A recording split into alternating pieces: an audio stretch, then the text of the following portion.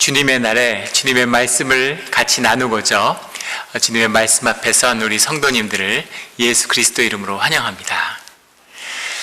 오늘의 말씀은 우리에게 큰 도전을 주고 있습니다. 믿음이란 무엇일까? 우리가 크리스찬으로서 가지는 우리의 믿음은 무엇일까요? 우리의 신앙의 믿음은 예수님을 그리스도로, 예수 그리스도를 하나님으로 만나는 것이죠. 그런데 예수님을 만난다는 것, 예수님을 그리스도로 만난다는 것, 예수 그리스도를 하나님으로 영접한다는 것의 참된 뜻이 무엇일까요? 오늘 말씀은 그 주제에 대한 도전을 주고 있습니다.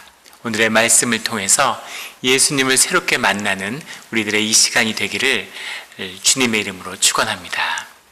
오늘 본문 말씀은 마태복음 15장 21절로 28절까지의 말씀입니다. 오늘의 본문 말씀은 이렇게 시작합니다. 예수께서 거기서 나가사 두로와 시돈 지방으로 들어가시니 갈릴리에서 사역하시던 주님이 오병이어의 기적과 바다의 위를 걸어가는 그 이적을 행하셨죠. 그 주님이 예루살렘으로부터 내려온 바리새인과 서기관들과 논쟁을 하신 뒤에 그리고 그 지역에서 벗어나서 이방 땅인 두로와 시돈 지방으로 들어가셨다라고 성경은 기록하고 있습니다.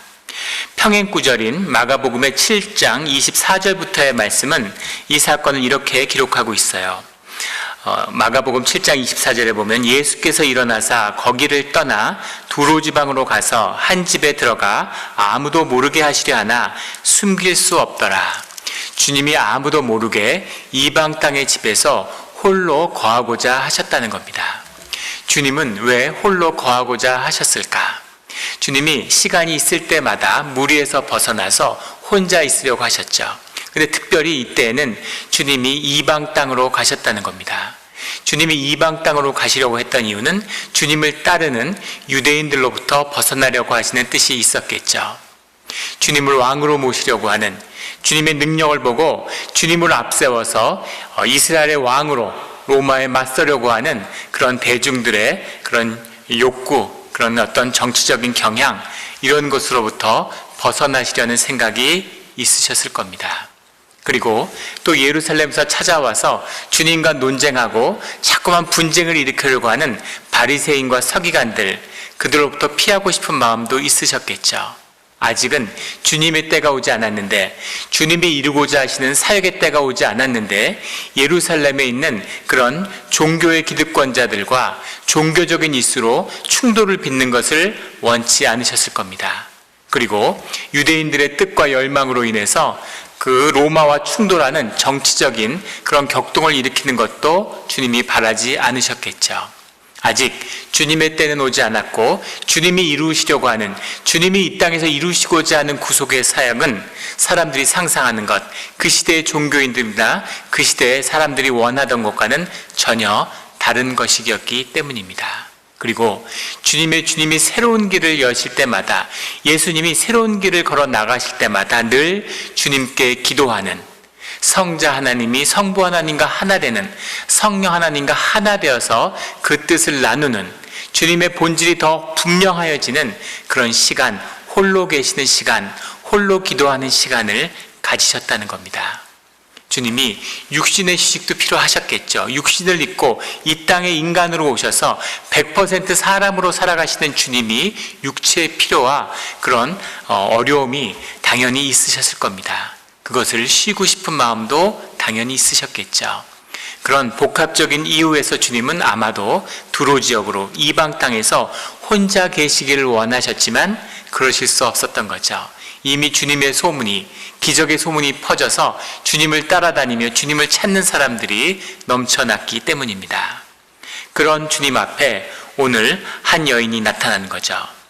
22절에 보면 가나안 여자 하나가 그 지경에서 나와 소리질러 이르되, 이 가나안 여자를 마가복음에서는 그가 수로보니게 여인이었다 이렇게 기록하고 있습니다. 수리아 지역의 보니게 지방의 여인이다. 시리안 포니시아 보니게 지역의 여인이었다는 거죠. 또 그가 헬라 영역에 속해 있는 헬라 사람이었다고 마가복음은 기록합니다. 근데 거기서 한 발자국 더 나아가서 마태복음은 그가 가나안 여자였다 이렇게 적고 있는 거죠. 헬라에 영향화되어 있고 헬라화되어 있는 이 시돈과 두로 지역, 그 지역에서 수리아 지역에서 살고 있는 여인이지만 헬라의 문화에 속해 있는 여인이지만 이 여인은 원래 그 지역의 토박이인 가나안 여인이었다는 거죠. 우리가 잘 알고 기억하듯이 가나안 사람들은 유대인들의 원수입니다. 유대인들이 쫓아내려고 하고 유대인들과 반목하는 그 지역의 토착 민족들이죠. 가나안 여인, 헬라화된 여인, 두로와 시돈 지역에 사는 여인, 그 어떤 이유로도 유대 문화와 유대 사람들과 섞일 일이 없는 그 여인이 주님의 소문을 듣고 기적을 행하는 주님의 소문을 듣고 주님을 찾아온 것이죠. 가나안 여자 하나가 그 지경에서 나왔다는 얘기는 어떤 혹자들은 두로와 시돈의 접경 지역에 주님이 계셨을 것이다 이렇게 해석하는 겁니다. 그래서 두로와 시돈 지역에 있다가 주님을 만나러 찾아왔을 것이다 이렇게 해석하는 경우도 있는데 그렇지 않을 겁니다. 그 지경에서 나왔다는 그 말은 예수님이 머무는 그 땅, 그 지역에 살고 있는 사람이었다라는 게 더 정확한 해석이겠죠. 귀신 들린 딸을 둔 여인이 딸을 두고서 집을 떠나서 예수님을 따라다니지는 않았을 겁니다. 그리고 그 시대에 자기 집을 떠나서 먼 지역까지 여인이 혼자 여행한다는 건 생각처럼 쉬운 일이 아니었겠죠. 그래서 그 여인이 자기가 살던 그 집에서 나와 그 지역을 찾은 예수님을 따라갔다라는 게 더 정확한 해석일 것 같습니다. 그 지경에서 나와 소리질러 이르되, 마가복음에는 그 여인이 반복해서 주님께 구했다고 나오죠. 계속 주님께 도와달라고 그 어렵고 딱한 사정을 주님께 계속 호소하면서 주님 불쌍히 여겨주십시오, 주님 도와주십시오 하고 주님을 따라오는 거죠. 그가 지경에서 나와 소리질러 이르되 주 다윗의 자손이여. 그런데 문제는 주 다윗의 자손이여 라고 주님을 불렀다는 것이죠. 예수님을 주님이라고 불렀어요. 그리고 주님을 다윗의 자손이라고 불렀습니다. 그 당시에 유대인들은 다윗의 자손 가운데 메시아가 올 거라는 것을 알고 기대하고 있었죠. 말씀으로 그들에게 증거된 것입니다. 그런데 예수님을 주 다윗의 자손이라고 부르는 그 고백은 예수님이 그리스도다, 예수님이 메시아다라고 하는 그 고백인 거죠. 이 고백이 이방 여인의 입에서 나왔다는 건 충격적인 겁니다. 아직 예수님을 따라다니고 공생애 가운데 함께하고 있는 그의 제자들의 입에서조차 이 고백이 나오고 있지 않은 거죠. 물에 빠져서 죽어가는 그 베드로가 주님이시면, 당신이 하나님이시면, 이런 말이죠. 하나님이시면 이라는 표현도 그것도 충격적인 고백이었는데, 이방 여인이 처음 만난 예수님에게 주님 다윗의 자손이시여, 당신은 그리스도 하나님이 아니십니까? 하는 고백인 거죠. 그리스도가 아닙니까? 하는 고백인 겁니다. 예수님, 당신은 그리스도십니다. 저를 불쌍히 여겨 주십시오 라고 하는 고백을 드리고 있는 거죠. 놀라운 고백입니다. 다윗의 자손이라는 고백은 굉장히 폭발력 있는 그런 이 말씀이에요. 다윗의 자손이 다시 이스라엘의 왕이 된다고 사람들이 믿었기 때문에 이 말을 입에 담는 것조차 굉장히 예민하고 위험한 고백입니다. 그리고 주님이 이 고백을 그 제자들에게조차도 조심시키셨죠.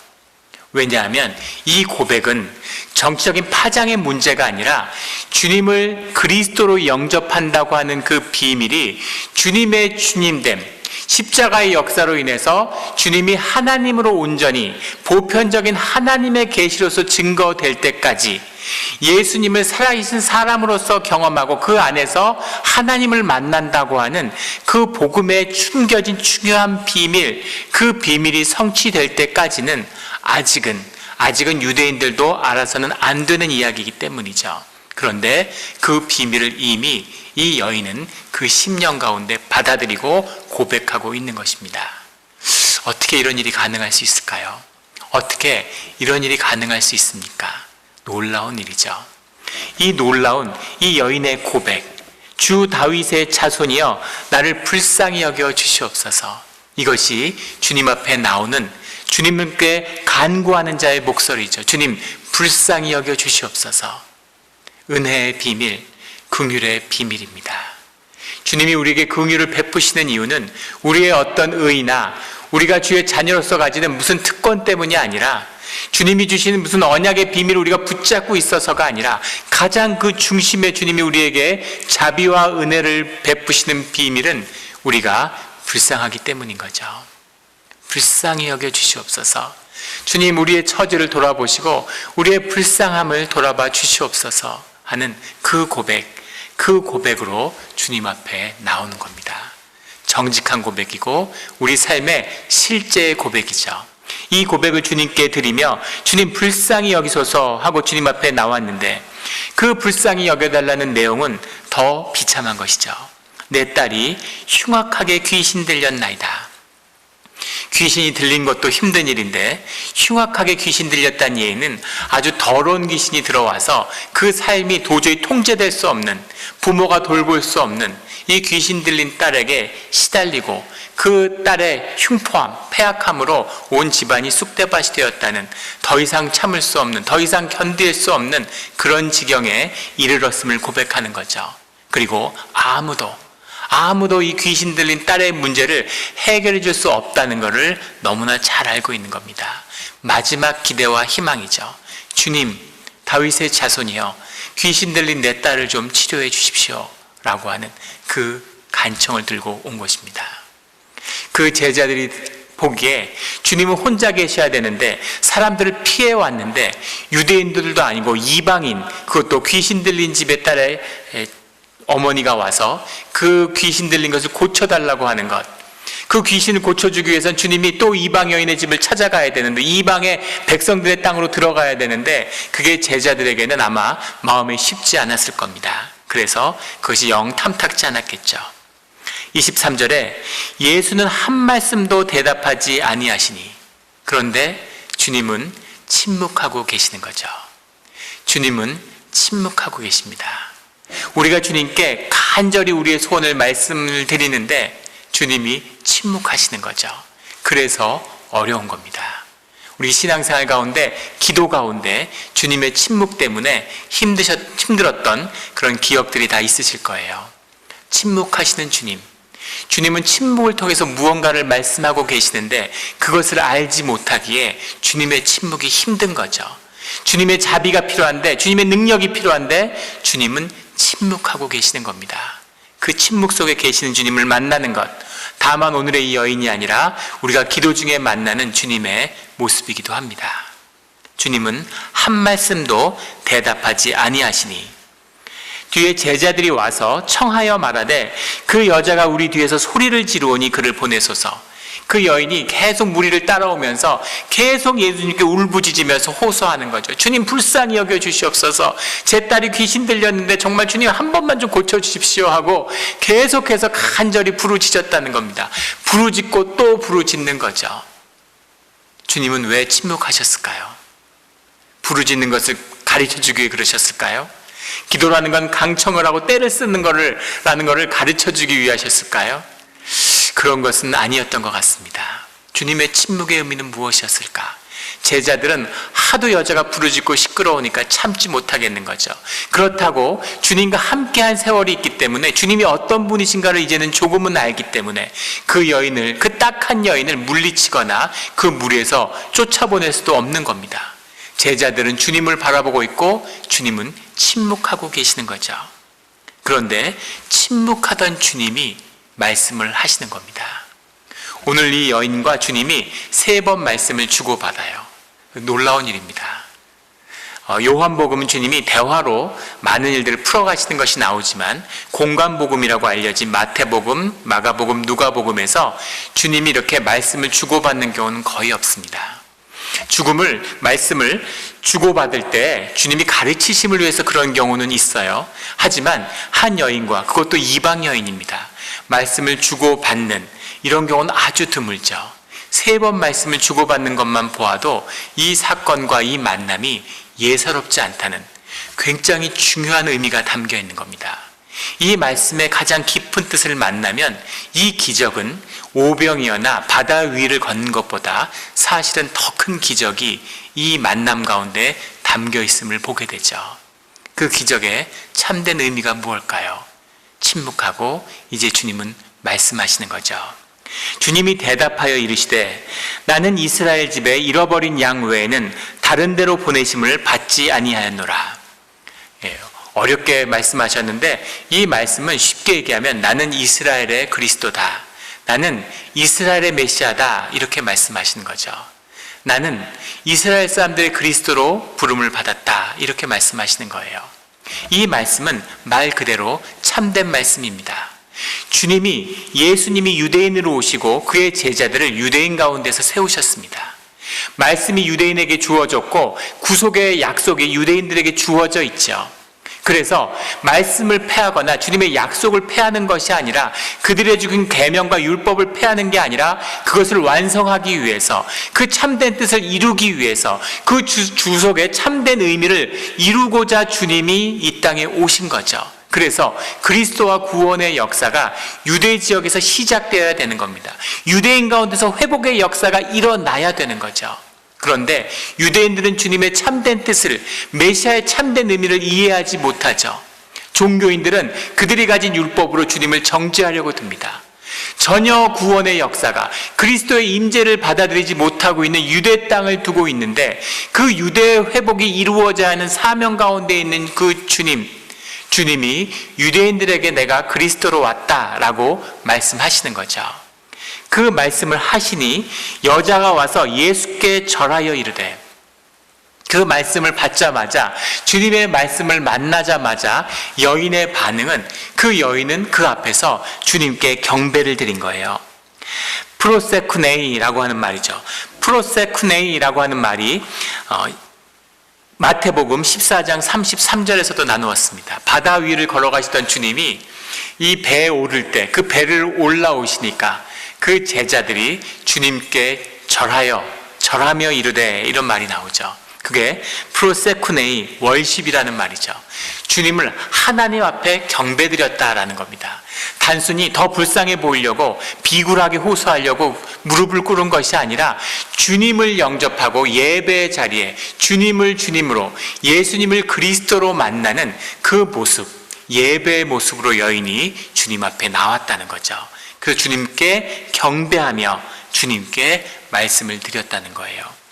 주여 저를 도우소서. 주님이 나는 유대인들의 메시아야 라고 얘기했는데, 여인은 주님 저를 좀 도와주십시오 라고 얘기하는 거죠. 절실한 마음으로 주님께 경배하며, 주님은 하나님이 아닙니까? 예수님 당신은 그리스도가 아니십니까? 그러니까 나를 좀 도와주십시오. 처음에는 예수님 당신이 그리스도인 것을 압니다 라는 고백이었다면, 이제는 당신은 예수 그리스도이시고 살아계신 하나님이 아닙니까? 하나님 저를 좀 도와주십시오. 유대인의 하나님이 아니라 하나님은 모든 민족의 하나님이 아닙니까? 라는 뜻이 이 경배 가운데 담겨 있는 거죠. 이것도 믿어지지 않는 놀라운 사실입니다. 이 여인이 주님 앞에 무릎을 꿇고 주님을 경배를 드리는 거죠. 주님 저를 도우소서, 이렇게 이야기하는 겁니다. 26절에 주님이 대답하여 말씀하세요. 자녀의 떡을 취하여 개들에게 던짐이 마땅치 아니하리라. 침묵하시는 주님도 어려웠는데, 나는 유대인들을 구원하기 위해서 유대인들에게 그리스도로 부르심을 받았어 라는 대답도 감당하기 어려운 대답이었을 겁니다. 그런데 주님이 이번엔 더 충격적인 말씀을 하시는 거죠. 자녀의 떡을 취하여 개들에게 던짐이 마땅치 아니하리라. 자녀에게 주어질 축복을 어떻게 이방인 개들한테 던질 수가 있겠느냐라고 주님이 말씀하신 거죠. 이 축복, 치유의 능력과 너희들에게 줄 복이 내게 있지만 그 복은 자녀에게 먼저 주어져야 되는 거야. 이방인에게, 개한테 줄 수 없다, 이렇게 주님이 말씀하시는 거죠. 말할 수 없는 충격이었을 겁니다.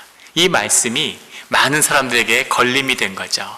이 말을 가지고 이런저런 해석들이 많이 있습니다. 먼저는 개들이라고 하는 말을 퀴나리온이라는 말을 썼는데, 보통 개라고 성경에 나올 땐 전부 키온입니다. 키온이라는 것은 어떤 문명이나 마찬가지죠. 개를 좋게 얘기하는 문화나 문명은 없습니다. 어떤 문화에서도 개는 모두 다 그 존재를 비하할 때 쓰는 비유죠. 그런데 그 개를 멸시하고 모욕을 주는 키온이라는 표현이 아니라 퀴나리온이라고 하는 건 집에서 애완용으로 키우는, 사랑하는 그런 애완견을 의미하는 것이었기 때문에 주님이 여인을 모욕하거나 상처를 주시려고 하는 것이 아니다라는 이야기죠. 그런데 뭐 퀴나리온이나 키온이나 50보 100보 아니겠습니까? 어차피 다 개인데, 애완견이든 뭐 똥개든 다 개인데, 그렇게 이제 이야기하는 거죠. 또 다른 해석은 이런 거죠. 주님이 육신으로 있고 이 땅에 100% 사람으로 사시고 그 시대의 문화에 그 시대의 유대인이셨기 때문에 유대인들이 그냥 이방인들을 개라고 표현했고 그 표현을 그대로 차용하셨을 것 뿐이다. 이것은 문화적인 현상으로 봐야지 주님이 이방인을 멸시하거나 차별했다고 볼 수는 없는 거다라는 해석입니다. 그런데 분명한 것은 주님이 이런 말씀을 하셨고 그 어떤 이유에서든 우리가 주님을 옹호하거나 주님을 변호할 필요가 없어요. 그것은 종교의 모습일 뿐입니다. 내가 만들어 놓은 하나님의 이미지가 있기 때문에 그 그리스도의 이미지에 맞추기 위해서 그것을 아름답게 꾸며보려고 이렇게 저렇게 얘기하는데 그렇게 저렇게 꾸며서 우리가 아름답게 만들 이유가 하등 없다는 것입니다. 주님은 분명히 이렇게 말씀하셨고 그것은 기록되었어요. 그리고 그것이 성령의 뜻입니다. 그리고 그 말 뜻을 우리는 그곳에 숨어있는 하나님이 말씀하시는 그 뜻을 우리는 분명히 깨달아 알면 되는 거죠. 이 말씀으로 수습이 되겠습니까? 예수님은 충격적인 말씀을 많이 하셨어요. 예수님은 바리새인들에게, 제사장들에게, 서기관들에게 독사의 자식들이다 이렇게 이야기를 했습니다. 너희의 애비는 마귀다. 너희는 마귀에서 났다. 이런 말씀도 하셨죠.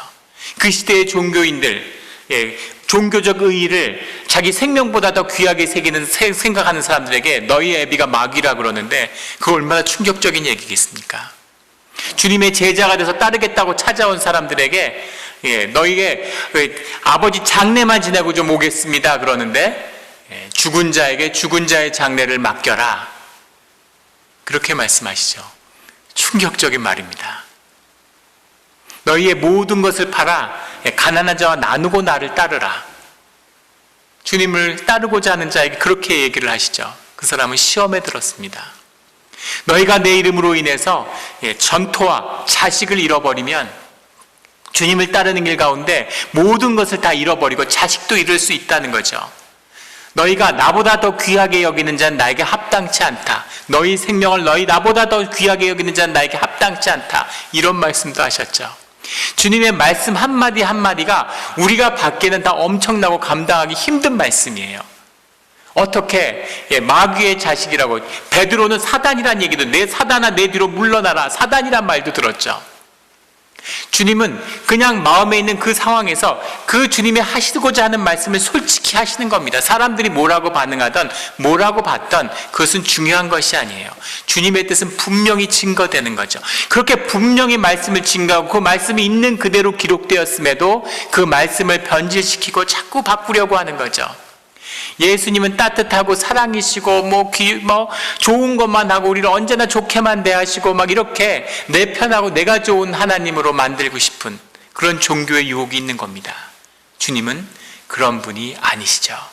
주님은 진리의 말씀을 아프지만 우리의 골수를 쪼개는 고통이 있지만 주님은 진리의 말씀을 있는 그대로 우리에게 선포하시는 분이라는 겁니다. 그래서 주님은 그 모든 것을 구애받지 않고 주님의 뜻을 있는 그대로 말씀하셨어요.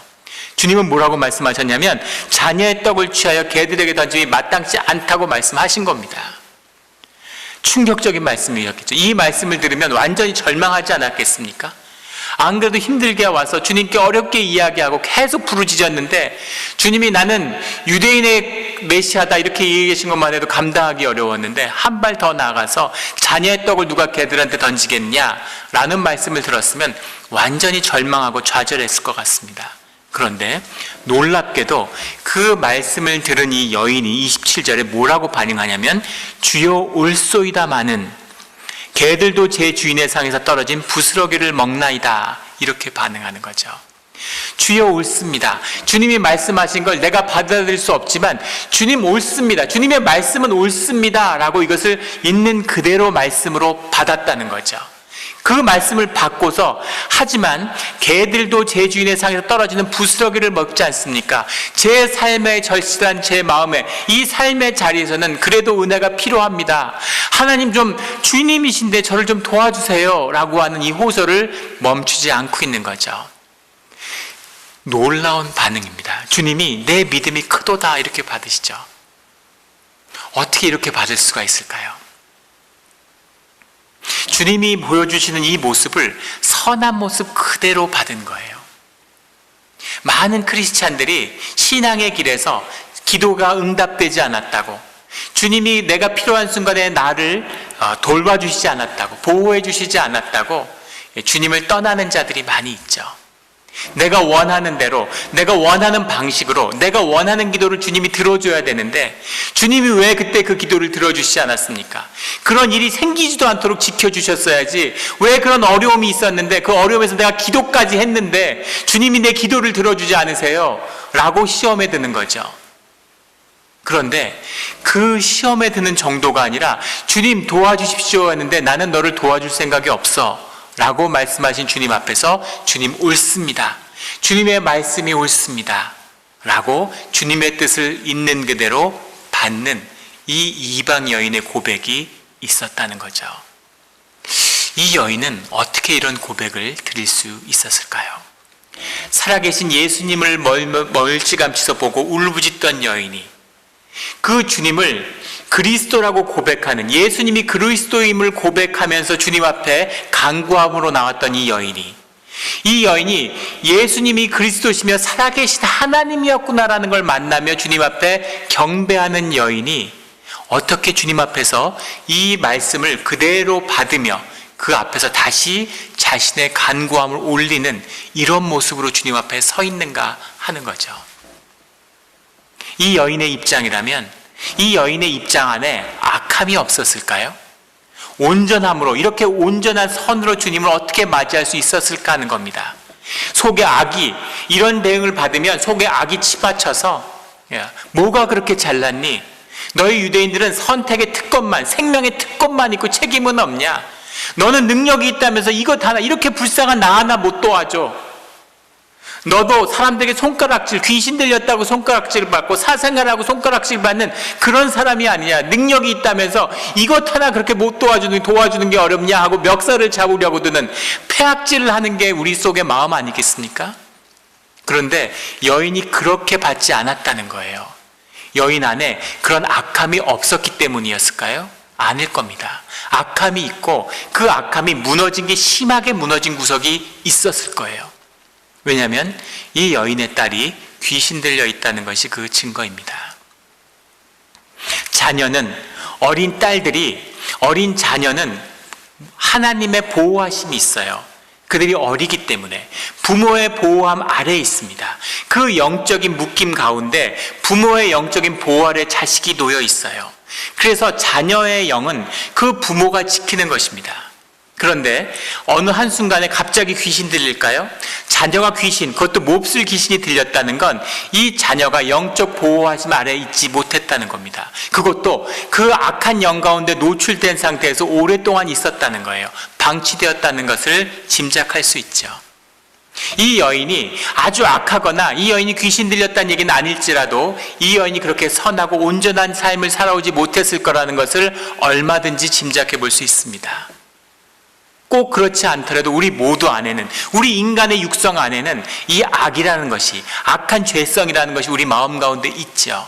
그런데 주님의 이 자신의 기대와는 벗어난 반응이 왔을 때 자신의 악한 것이, 이 좌절하고 절망적인 마음 가운데 자신의 악한 것이 올라오는 것이 아니라 주님을 주님으로서 인정하는 온전한 선함이 올라왔다는 거죠. 이 여인의 비밀이 뭘까요? 이것이 예배의 비밀입니다. 이 여인의 악을 다스린 것은 이 여인의 정직함과 하나님의 임재예요. 이 두 가지가 만나는 것이 예배입니다. 그래서 예배 가운데 하나님의 형상이 나타나고 하나님의 역사가 나타날 수 있는 비밀이 예배 가운데 있는 것이죠. 이 여인이 무너지고 이 여인이 악한 삶을 살았죠. 이 여인에게 문제가 많을 겁니다. 그러나 이 여인의 자신의 아픔을 정직하게 주님 앞에 들고 나왔기 때문에, 그 아픔을 부르짖는 그 아픔 속에서 주님 앞에 나왔기 때문에 진실하게 주님 앞에 설 수 있었죠. 그 진실함 때문에 주님을 주님으로 만날 수 있는 겁니다. 말씀을 꿰차고 말씀을 줄줄 외는 바리새인들이 주님을 보고 주님을 알아보지 못하죠. 그와 함께하는 제자들도 주님의 그리스도 되심을 보지 못해요. 그런데 정직한 이 여인은 아무런 종교적인 지식이나 율법이나 무슨 성경의 말씀을 몰라도 그 삶의 진실함 때문에 주님을 알아보는 거죠. 그리고 그 주님은 그 진실한 여인의 하나님을 알아보고 하나님을 하나님으로서 대하는 그 예배의 자리에 나와서 주님을 경배하기 때문에 주님 그 여인을 만나 주시는 겁니다. 그 주님을 만났기 때문에 그 여인 안에 있는 악은 다스려질 수밖에 없는 것이죠. 그래서 이 여인 가운데 놀라운 주님을 향한 고백이, 이 여인이 보여줄 수 있는 가장 선한 인간의 고백이 이 여인 가운데서 나오는 거죠. 이것이 놀라운 오늘 이야기에 나오는 기적입니다. 이 기적의 비밀, 귀신을 쫓은 것이 기적이 아니라 이 여인이 이 하나님을 만나서 이런 고백을 드릴 수 있다고 하는 것, 이것이 놀라운 인간의 기적의 이야기인 거죠. 하나님과 함께하는 비밀입니다. 이 비밀이 풀리고 나서 28절에 이에 예수께서 대답하여 이르시되 여자여 내 믿음이 크도다. 네 믿음이 정말 크구나 하고 주님이 칭찬하시는 거예요. 그리고 놀랍게도 내 소원대로 되리라 이렇게 말씀하시는 거죠.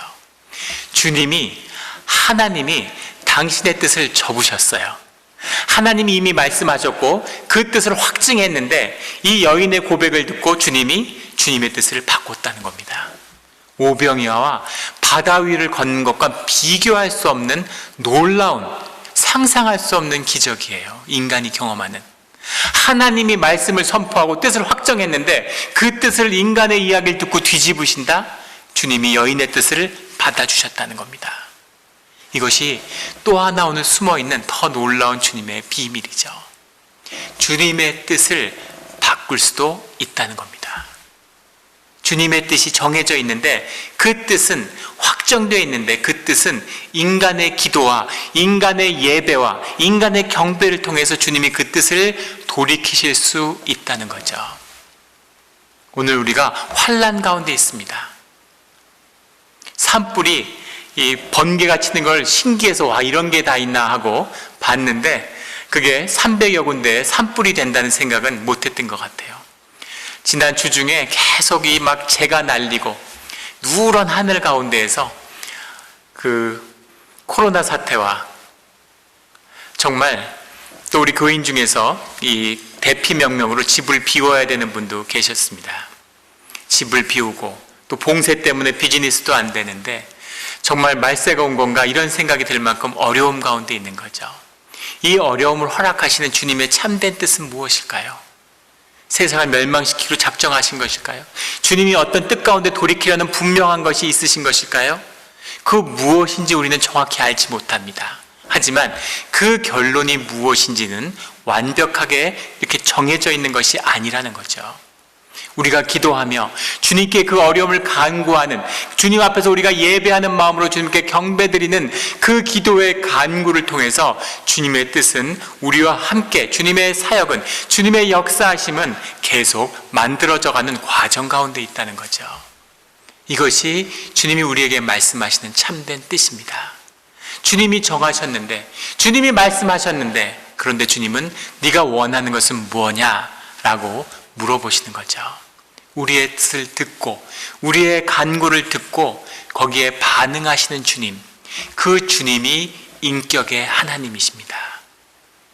예수님을 만나고 예수님을 만나서 예수님이 그리스도이신 것을 경험하고 그 그리스도이신 예수님을 경험함으로 그 예수님 그리스도가 하나님이신 것을 알게 되고 그 하나님이 인격이시기 때문에 우리와 함께 하시는 하나님으로 경험하는 것, 이것이 예수님의 삶이 우리에게 주는 비밀이에요. 이 비밀이 큽니다. 이 여인들, 이 어머니와 딸, 그때로부터 그의 딸이 나으니라. 이 여인에게 주님이 내 소원대로 되리라 하시니 그때로부터 그의 딸이 낳았다. 그 말씀을 하시자마자 그 딸이 낳았다는 거죠. 예수님이 만나고 예수님이 안수기도를 하고 예수님이 침을 묻혀서 찰흙을 해서 눈에 발라주시고 그래야 눈을 뜨는 역사가 있었는데, 그 예수님을 그리스도로 만난 게 아니라 예수님이 하나님인 것을 아는 그 믿음이 나타나니까 너의 믿음대로 너의 소원대로 될 것이다 라고 주님이 말씀하시는 거죠. 예수님을 하나님으로 만나니까 예수님이라고 하는 그 개체, 그 사람의 형상 안에 계시는 그 하나님이 아니라 살아계시며 그 모든 우주를 주관하시는 하나님의 역사가 예수님을 통해서 나타나더라는 겁니다. 그래서 말씀만 하셨는데, 네 소원대로 될 거라고만 말씀하셨는데, 그 소원대로 정말 그 먼 집 밖에 있는 그 예수님의 얼굴도 보지 못한 그 흉악한 귀신 들린 딸이 그날로부터 나음을 받았다는 거죠. 이것이 믿음의 비밀이고 이것이 신앙의 비밀입니다. 이 모녀는 도대체 어떤 사람들이고 어떤 삶을 살았을까? 성경에 자세한 것은 알 수 없지만 역사적으로 2세기 말에 기록된 클레멘트라고 하는 주교의 설교문의 기록이 남겨 있는데, 어머니의 이름은 유스타였고 딸의 이름은 베로니스라는 여인이었다라고 기록이 남아 있습니다. 200년이 지나서 교회사의 이름이 기록될 정도라면 이 여인들의 삶이 어땠을 거라는 것을 보여주는 거죠. 아무나 역사 이름이 남지 않죠. 우리가 죽어서 역사 이름이 남겠습니까? 초대교회, 이 교회의 역사 가운데 아주 중요한 신실한 초대교회의 그런 주의 자녀들이었음을 증거하는 거죠. 하나님을 만났기 때문에, 하나님을 만나는 믿음이 있었기 때문에 그 여인들의 삶, 그 자녀의 삶도 회복되는 온전한 삶으로 인도하심이 주님 안에 있었다는 겁니다. 이것이 주님을 만나는 비밀이죠. 귀신을 쫓고 병이 낫고 배를 채우는 그런 주님의 도우심이 아니라 그것은 그리스도의 도우심이죠. 예수님의 긍휼히 여기심인데, 그 예수님의 그리스도인 하나님을 만나는 비밀, 그 비밀이 있다는 겁니다. 오늘 코로나 봉쇄로 전 세계의 교회들이 다 힘들어하고 있어요. 많은 분들이 세상이 타락해서 주님의 징계가 임했다고 얘기합니다. 정말 그럴까요? 세상은 늘 타락하고 늘 악했어요. 세상의 악함 때문에 하나님이 세상을 징계하지 않으십니다. 하나님이 세계를 징계하실 때는, 세상을 징계하실 때는 오직 교회가 타락하고 교인들이 부패했기 때문이에요. 왜 오늘날 교회가 타락하고 교회가 부패했을까요? 그들이 예수 그리스도가 하나님을 모르기 때문일까요? 하나님이 계시고 하나님이 역사하신다는 하나님의 말씀을 모르기 때문일까요? 바리새인들이 하나님의 말씀을 몰라서, 율법을 몰라서 예수님을 만나지 못합니까? 하나님을 아는데 왜 예수님은 주님의 그리스도의 비밀을 사람들에게 비밀로 하라고 말씀하시는 걸까요?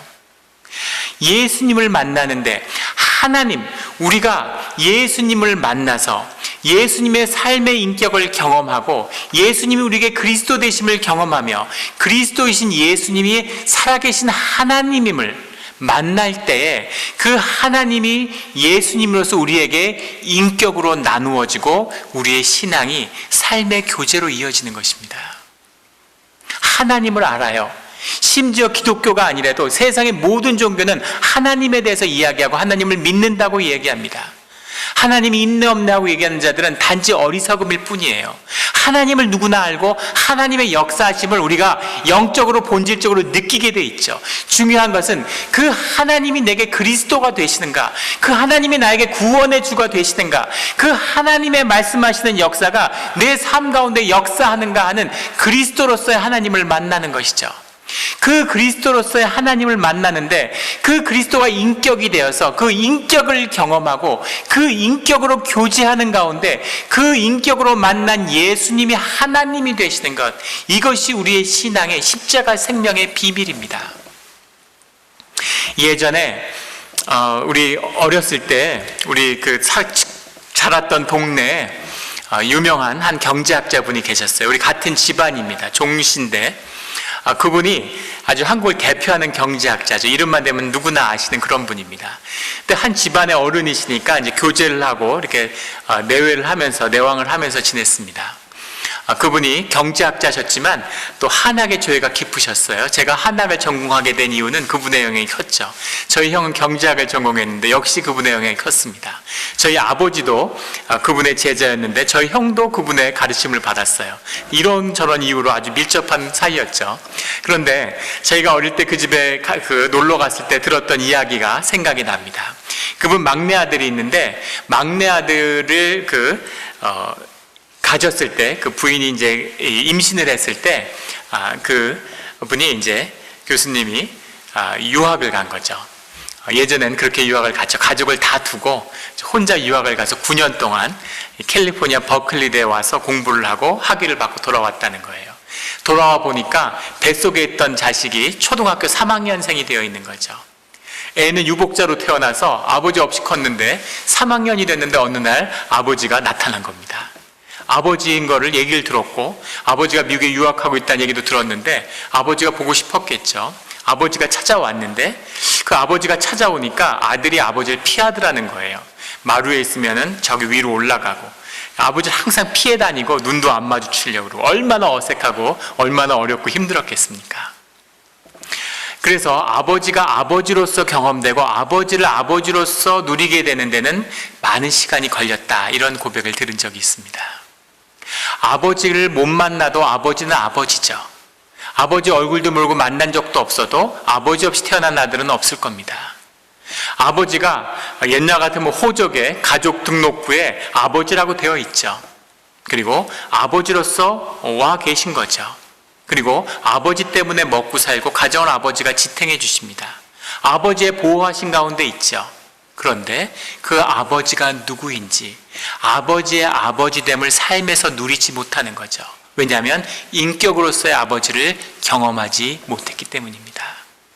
인격의 아버지, 나와 교제하는 아버지, 나와 함께 시간을 보내며 나의 삶의 많은 고난과 어려움 속에서 나와 함께 하셨던 그 아버지를 경험하면서 아버지가 내 아버지가 되고 그 아버지를 삶에서 누리는 것이죠. 이것이 관계의 비밀입니다. 하나님은 계시죠. 하나님은 위대하시죠. 하나님은 창조주시죠. 근데 그 하나님이 나를 만나주시고 나의 구세주가 되시는 겁니다. 나를 구원하시는 내 삶의 그리스도, 능력의 하나님을 경험하는 거죠. 그 그리스도가 예수님이셔서 그 예수님의 말씀과 인격으로 나와 교제하는 거죠. 그 예수님의 영이 성령이 되셔서 그 예수님의 삶의 향기를 내가 오늘도 말씀을 통해 경험하며 살아가게 되는 겁니다. 주님의 뜻에 따라 내 삶의 발자국을 한 발자국 옮길 때 주님이 누구셨는지를, 주님과 동행하는 그 영의 비밀이 속사람으로 내 삶 가운데서 경험되어지는 거죠.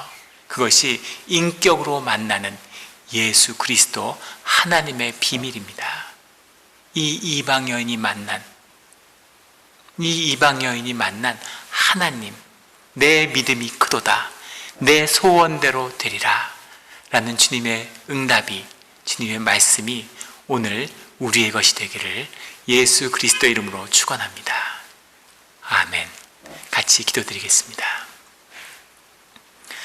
하나님 아버지, 감사합니다. 주님이 이 땅에 오셔서 육신의 고단함과 아픔으로 살아가시 않았다면, 십자가에서 피 흘리는 그 고통 속에서 우리와 함께하지 않으셨다면 우리가 오늘날 어떻게 주님을 만날 수 있겠습니까?